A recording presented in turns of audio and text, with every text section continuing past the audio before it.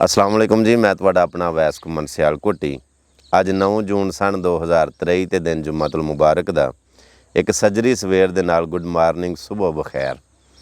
अज देसी जेठ दी 27 या 28 तारीख है। अज जुलकद दी अलहमदुलिल्लाह 20 तारीख है। जिन्ने मेरे वेखण वाले मेरे सुनन वाले जिथे जिथे भी बह के वेख रहे हो सुन रहे हो, दुआ गुआ कि अल्लाह पाक दी ज़ात तुहानूं सलामत रखे, खुश रवो और खुशियाँ वंडदे रवो। दरअसल एवें अचानक ही ना बैठिया बैठिया ख्याल आया कि अज सवेरे सवेरे तुहाडे नाल कोई दो गल्लां करां।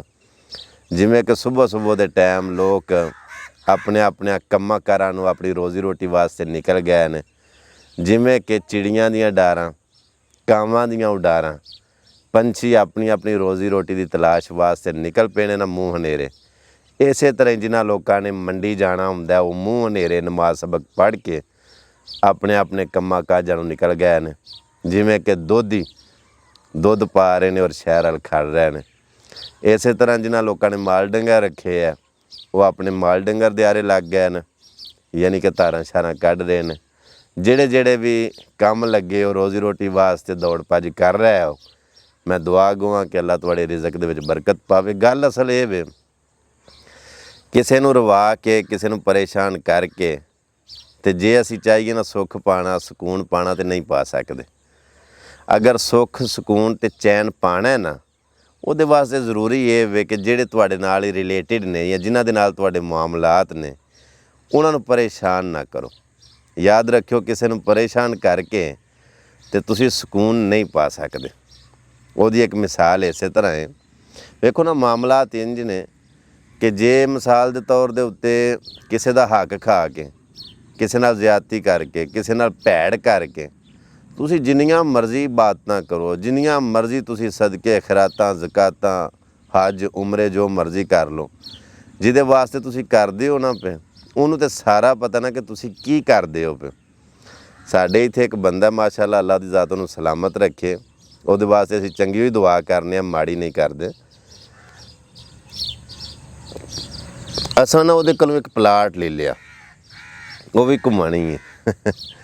उहदे कोलों प्लाट ले लिया, सौदा साडा हो गया तो वो टोकन के तौर के उत्ते असां ना उहनूं 5000 रुपया दे छड़िया। भी पाबंद ही करना हुंदा ना, टोकन 5000 रुपया दे के उन्होंने पाबंद कर छड़िया। तो साडी उहदे नाल गल हो गई भी परसों असीं कचहरी चलांगे ते बयाना दे के ना ते असीं स्टाम लिख लांगे ते बाकी फिर रजिस्ट्री की जिहड़ी तारीख है वो मतलब कि साडी हो जाएगी लिख कतेगी। आखन लगा ठीक।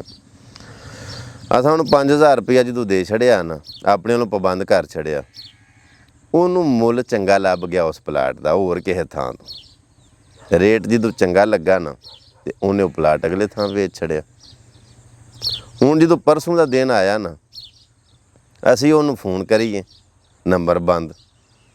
चलो किहड़ा दूर दा असीं इत्थों दा ही सी। असीं उहदे घर गए, जदों घर गए पता लगा कि घुम्मन साहब ते बह गए ने इतकाफ, रमज़ान का महीना सी। असीं आख्या कि उहदे नाल साडी गलबात कमिटमेंट होई सी, असां उहनूं टोकन दित्ता सी ते इतकाफ पै गए ने। किहड़ी मस्जिद दे विच? असीं फलानी मस्जिद दे विच। चलो जोर का टाइम सी, असीं भी मसीते टुर गए, नमाज नमूज पढ़ी, कन्फर्म हो गया कि मतलब घुम्मन साहब वाकई इतकाफ बैठे न। जिहड़े बंदे दे थ्रू उहदे नाल गल होई सी ना, असीं उस बंदे नूं नाल लिया ते असर दे टाइम असीं मसीते फिर टुर गए। असां जाके ना ते सलाम दुआ लई ते ओह् एड्डा लम्मा ना, एड्डा लम्मा जी घुंड कड्ढे उस, ओह् नूर चढ़ना हुंदा ना घुंड कड्ढे उस एड्डा लम्मा तकाफ बैठा। अहां जाके उहदे नाल सलाम दुआ लई भी अस्सलाम वालेकुम। घुम्मन साहब हैरान हो गए भी ये ते अप्पड़ आए ने। घुम्मन साहब की हाल है? खैर। असां आख्या भी इंज इंज ओह् जिहड़ी गलबात होई अहे वो इंज ते वो ये लगा ना फिर आए बाएं छाएं करना। फिर ना उन्होंने बहुते झूठ नहीं मारन दिते बई बैठा ये इतकाफ है तो इन्हें हुण झूठ मारने न ते ये साडी वजह तो ये झूठ मारे दा ना बई इन्हें सफाइयां ही देनियां ने ना। सानूं पता लग गया कि उन्हें अगां वेच छड़िया, मुनाफा चंगा लब्भा। ये झूठ मारेगा तो इनू गुनाह होएगा, लिहाजा इहदा इतकाफ खराब ना होवे। असां आख्या कोई गल नहीं, सानूं कोई इतराज़ नहीं, कोई गिला नहीं। उंज ना वो जिहड़ा साडा टोकन है ना ਉਹਨੂੰ ਸਮਝ ਆ ਗਈ ਵੀ ਉਹ ਤੇ ਦੇਣਾ ਹੀ ਪੈਣਾ। ਚਲੋ ਉਹਨੇ ਘਰ ਸੁਨਾਹ ਘੱਲਿਆ ਤੇ ਰੁਪਈਆ 5000 ਮੰਗਾ ਕੇ ਤੇ ਸਾਨੂੰ ਦੇ ਛੜਿਆ, ਉਹ ਅਸਾਂ ਲੈ ਲਿਆ। ਇਹ ਗੱਲ ਸਵੇਰੇ ਸਵੇਰੇ ਇਸ਼ਨਾਨ ਦਾ ਮਤਲਬ ਇਹ ਵੇ ਤਕਾਫ ਬਵੋ, ਉਮਰੇ ਕਰੋ, ਹੱਜ ਕਰੋ, ਜੋ ਮਰਜ਼ੀ ਕਰੋ, ਚੰਗੇ ਕੰਮ ਨੇ, ਕਰਨੇ ਚਾਹੀਦੇ ਨੇ।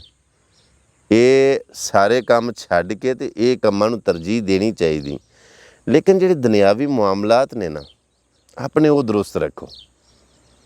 ਜੇ ਤੁਸੀਂ ਲੋਕਾਂ ਦਾ ਹੱਕ ਖਾ ਕੇ, ਮਾਲ ਖਾ ਕੇ ਤੁਸੀਂ ਉਮਰੇ 'ਤੇ ਟੁਰ ਜਾਓ ਜਾਂ ਹੱਜ 'ਤੇ ਟੁਰ ਜਾਓ, ਜਦੋਂ ਤੁਸੀਂ ਕਾਬੇ ਦੇ ਦੁਆਲੇ ਫੇਰੀਆਂ ਪਾਣੀਆਂ ਨੇ ਨਾ, ਜੇ ਤੁਹਾਡਾ ਜ਼ਮੀਰ ਜ਼ਿੰਦਾ ਹੋਇਆ ਤਾਂ ਤੁਹਾਨੂੰ ਮਲਾਮਤ ਕਰੇਗਾ ਵੀ ਇਹ ਕੀ ਕਰਨਾ ਪਿਆ। ਅਤੇ ਅੱਲਾਹ ਪਾਕ ਨੂੰ ਤਾਂ ਸਾਰੀਆਂ ਗੱਲਾਂ ਦਾ ਪਤਾ ਨਾ, ਉਹ ਤਾਂ ਨੀਤਾਂ ਜਾਣਦਾ, ਦਿਲਾਂ ਦੇ ਭੇਤ ਜਾਣਦਾ। ਉਹ ਵੀ ਆਂਦਾ ਹੋਏਦਾ ਵੀ ਇਹ ਕੀ ਕਰਨਾ ਪਿਆ। ਹਾਂਜੀ, ਲਿਹਾਜ਼ਾ ਜਿੰਨੇ ਮੇਰੇ ਵੇਖਣ ਵਾਲੇ ਨੇ, ਉਹਨਾਂ ਨੂੰ ਸੁਣਨ ਵਾਲਿਆਂ ਨੂੰ, ਤੁਹਾਨੂੰ ਸਾਰਿਆਂ ਨੂੰ ਇਹ ਪੈਗਾਮ ਹੈ, ਕਿਸੇ ਦਾ ਹੱਕ ਨਾ ਖਾਓ ਯਾਰ, ਕਿਸੇ ਦਾ ਮਾਲ ਨਾ ਖਾਓ, ਕਿਸੇ ਨਾਲ ਜ਼ਿਆਦਤੀ ਨਾ ਕਰੋ, ਕਿਸੇ ਨਾਲ ਜ਼ੁਲਮ ਨਾ ਕਰੋ। ਬਾਕੀ ਖੁਸ਼ ਰਹੋ, ਰਾਜ਼ੀ ਰਹੋ। ਇਹਦੇ ਨਾਲ ਹੀ ਮੈਨੂੰ ਇਜਾਜ਼ਤ ਦਿਓ। ਆਪਣਾ ਬੜਾ ਸਾਰਾ ਖਿਆਲ ਰੱਖਿਓ। ਮਿਲਣੇ ਆ ਇੱਕ ਨਵੀਂ ਵੀਡੀਓ ਦੇ ਨਾਲ। ਅੱਲਾ ਸੋਹਣੇ ਦੇ ਵਾਲੇ ਸਲਾਮ ਆਖਰੀ ਵਸਲਾਮ ਆਖਰੀ।